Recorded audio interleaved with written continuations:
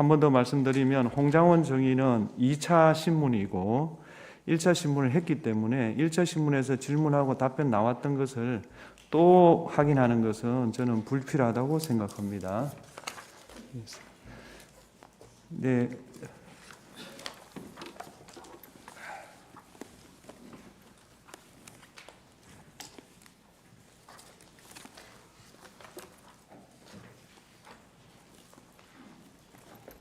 예, 두 번째 정인에 응해 주셔서 고맙습니다. 예, 감사합니다. 자료를 좀 정리해 왔다. 그걸 좀 보고 했으면 좋겠다. 이런 말씀하셨는데 그 자료를 저한테 보여주십시오. 예, 제가 보고 적절 여부를 판단하겠습니다.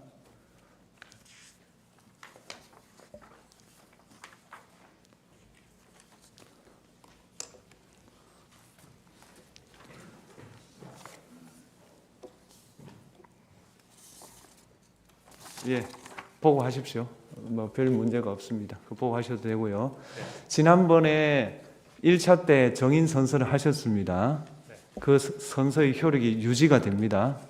바꿔 말하면 오늘도 거짓말 하시면 위정죄로 처벌받는다. 그런 내용입니다. 네. 그리고 정은 거부권 고지는 지난번에 해드렸고요. 네. 다 이해하셨죠? 네. 예. 그러면 오늘은 피청구인이 신청한 정인이니까 주시면 하십시오. 네, 윤갑근 변호사입니다. 증인 12월 3일 20시 22분경 대통령과 통화한 사실이 있죠. 네. 증인이 대통령과 직접 통화한 것은 그때가 처음이죠. 예, 그렇습니다. 그때 대통령과 통화하게 된 것은 조태용 국정원장이 미국 출장으로 잘못 알고 전화를 하게 되었던 것이죠. 그때 대통령께서 왜 저에게 통화하셨는지에 대해서는 잘 모르겠습니다. 그때 조태용 원장께 대통령으로부터 전화를 받았습니다. 대통령께서 원장님이 미국 출장을 가셨는지 아셨나 봅니다 하고 말한 사실이 있죠. 예, 그렇습니다. 그것은 곧 대통령께서 국정원장이 미국에 출장 간 것으로 알고 증인에게 전화했다는 뜻이 아닙니까? 그 부분까지는 잘 모르겠습니다. 그 당시엔 별다른 지시를 받은 것이 없죠. 20시 22분에는 한두 시간 후에 연락을 하시겠다고 하시면서 전화 대기를 하고 하셨습니다. 그 이후 22시 45분경 여인영 방첩사령관에게 전화를 했으나 받지 않았죠. 예, 받지 않았던 것으로 기억합니다. 1분 후 22시 46분경 여인영 사령관으로부터 전화가 와서 통화를 했는데 증인은 느낌이 증인과 통화를 더 이상 하고 싶어 하지 않아서 둘러대는 느낌이어서 더 말은 안 하고 통화를 종료했다고 했는데 맞나요? 예, 그런 것으로 기억됩니다. 그때 전화를 받은 장소가 어디입니까? 제가요. 예, 예, 직무실로 기억합니다. 집무실이요? 네.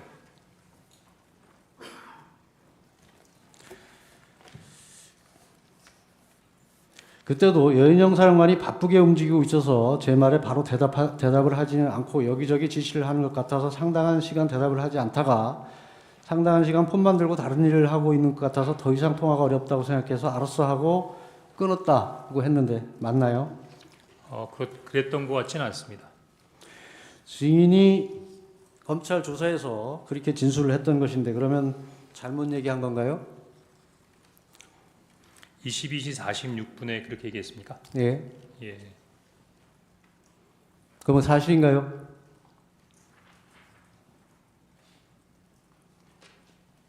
기억이 안 나나요? 22시 46분에 어떤 내용이었다는 부분은 말씀을 드렸는데 상당 시간 대답을 하지 않아서 상당 기간 폰만 들고 다른 일을 하고 있는 것 같아서 더 이상 통화가 어렵다고 생각해서 알아서라고 끄는 것 그렇게 얘기한 것 같지는 않은데요. 증인이 그렇게 진술한 기억이 없습니까? 예, 그 부분은 그렇게 진술한 것 같지 않습니다.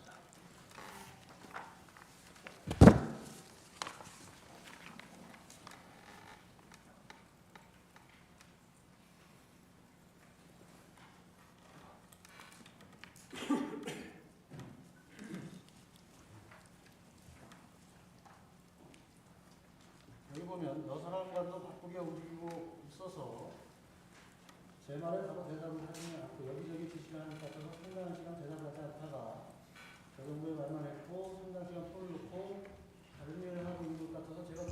어렵다고 생각해서 알았어 하고 끊었습니다. 이렇게 진술했죠? 예, 저기 문건을 보니까 그렇게 진술한 것 같습니다.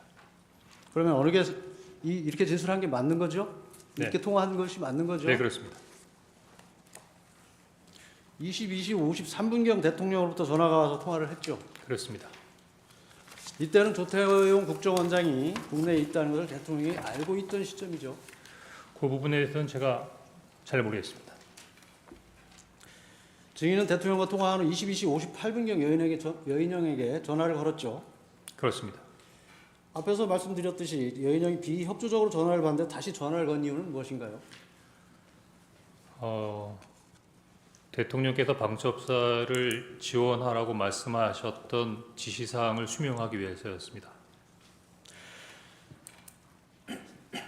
그때도 여인영이 폰만 들고 다른 바쁜 일을 하고 있어 대화를 나눌 상황이 안 된다고 판단해서 통화를 마쳤다고 했는데 맞나요?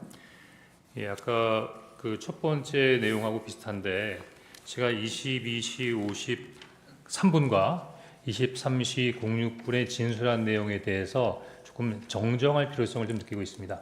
정정이 아니고 그렇게 진술한 게 맞습니까? 조사에서 그렇게 진술을 했는데 진술한 것이 맞습니까?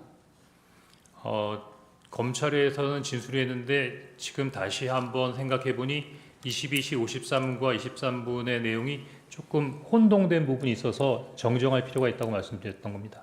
그 당시 진술한 게 정확하겠습니까? 지금 두 달이 지난 시점에서 기억하는 것이 정확하겠습니까? 당시에는 제가 검찰 조사 받을 때 병원에 입원한 상태에서 전화를 받았었고 병상에서 투약한 상태에서 알겠습니다. 예, 그 당시 통화한 장소는 어딘가요? 언제 말입니까? 22시 58분 말입니다. 22시 58분에 공관 앞 공터로 기억하고 있습니다. 확실합니까? 예, 그렇게 기억합니다. 사실 23시 6분 여인원과 통화한 사실이 있죠. 그렇습니다. 증인이 전화를 한 것이죠. 그렇습니다. 계속 바빠서 전화를 못 받는데 또 통화한 이유가 무엇입니까? 바빠서 대화를 안 되는데 또 전화한 게 아니라 제가 정정하려고 했던 건 22시 58분과 23시 06분에 중요한 대화가 이어지고 있었습니다. 그것이 검찰에서 조사받을 당시 그런 일이 있었을 직후에는 기억이 안 나고 지금 기억이 난다는 그런 취지인가요? 아닙니다. 검찰에서 조사를 받을 때도 그랬고 최근까지도 그렇게 생각을 했었는데 이번에 조태영 원장님께서 CCTV를 공개하면서 구체적인 사실을 적시하니까 그런 사항과 견주어 여러 가지 부분들을 재검토하는 부분 중에서 22시 58분과 23시 06분과의 진술과 관련해서 22시 58분의 내용을 23시 06분에 두 가지 대화를 한꺼번에 대화한 것처럼 23시 06분의 대화로 진술했다는 다시 걸 묻겠습니다. 확인했습니다. 22시 58분경 네, 전화를 했을 때 공관 주차장이 확실합니까? 예, 그렇게 기억이 됩니다. CCTV 영상에 보면 그 당시에는 본관으로 진입하면서 통화한 것으로 나타나는데 이것도 그럼 기억이 잘못된 겁니까? 지금 그러자도 막 들어오면서 국정원에도 공개한 CCTV를 봤는데 현재 그 CCTV가 정확한다 하더라도 저는 나름대로 몇 가지 부분에 있어의 의무를 가지고 있습니다. 그래서 증인의 생각이고 어쨌든 CCTV 상에는 증인이 공관 주차장에 전화를 하지 않고 본관에 진입하고 있었다는 것은 객관적 사실인 것입니다. 자, 그러면 지금부터 잠시만 주목해 주시기 바랍니다. 제가 구독자분들을 위해서 선물 하나를 준비했는데요. 제가 항상 여러분들께 드리는 말씀이 있습니다. 뉴스만 평소에 잘 챙겨보셔도 돈이 되고 돈을 벌 수 있다라고 말씀을 드렸는데요. 여러분들은 여기 보시는 삼성전자 뉴스를 보고 어떤 생각이 드세요? 아니면 정치인들의 뉴스, 날씨 뉴스를 보고는 어떤 생각이 드시나요? 그냥 뉴스만 보고 끝내는지 아니면 이 뉴스를 어떻게 이용할 수 있는지 이 부분을 고민하고 계시는지를 되물어보고 싶습니다. 그 이유가 뭐냐 하면 제가 지난번에 여러분들께 뭐라고 말씀을 드렸었죠? 지금은 반도체 섹터를 눈여겨보셔야 한다고 말씀드렸습니다. 그리고 나서 이런 썸네일들 뉴스를 통해서 많이 보셨을 겁니다. 반도체 내용이 이슈가 됐을 때 부자들은 어떻게 생각한다? 반도체 관련주들은 뭐가 있는지, 어떤 종목이 가장 좋은지, 어디에 투자해야 돈이 몰리는지 자연스럽게 생각한다고 제가 말씀을 드렸죠. 그 이유가 뭐냐 하면 부자들이 봤을 때는 이슈가 곧 돈으로 이어지고 그 이슈가 나에게 돈을 벌어준다는 경험적 확신이 있기 때문에 부자들은 항상 이런 사회적 이슈를 관심 있게 챙겨본다고 제가 말씀을 드렸습니다. 이번에도 마찬가지인데요. 제가 지난번에 시청자분들과 함께하는 주식으로 수익 내기 이벤트를 진행했었죠. 당연히 100% 무료로 진행을 했었고요.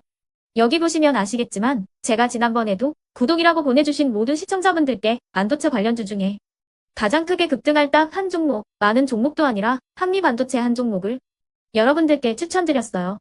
그러면서 여기 나와 있는 대로 정확히 얼마에 매수해야 하는지, 그리고 수익률이 어느 정도 나왔을 때 팔아야 하는지를 이런 부분들까지 여러분들에게 정확히 알려드렸었는데 지금 실제로 어떻게 되었다? 오른쪽을 보시면 아시겠지만 제가 지난번 문자 발송으로 이 한미 반도체를 소개해드리고 나서 실제로 이렇게 5배 이상 어마무시한 상승이 나왔습니다. 100만 원만 투자를 했어도 무려 500만 원이 넘는 수익금이 생긴 거죠. 그래서 당시에도 굉장히 많은 분들이 제가 드린 이 한미 반도체로 수익을 내실 수가 있으셨을 텐데요. 다시 한번 축하드린다고 말씀을 드리겠고 이번에도 마찬가지입니다. 앞으로도 2024년, 2025년 계속해서 기대해볼 섹터는 AI입니다. 그 중에서도 AI 반도체는 그 누구도 부정할 수 없는 미래 성장 산업입니다. 그러면 우리가 어떻게 생각해 볼 수 있을까요? AI 반도체 종목 중에 앞으로 크게 대장 역할을 하면서 10배 이상 급등할 수 있는 텐베고 종목을 지금부터 열심히 추적해야 한다는 겁니다. 큰 돈을 투자하지 않더라도 월급의 일부분 아주 소액이라도 이 종목을 모아가야 수백 %의 수익률을 손에 쥘 수 있는 것이죠.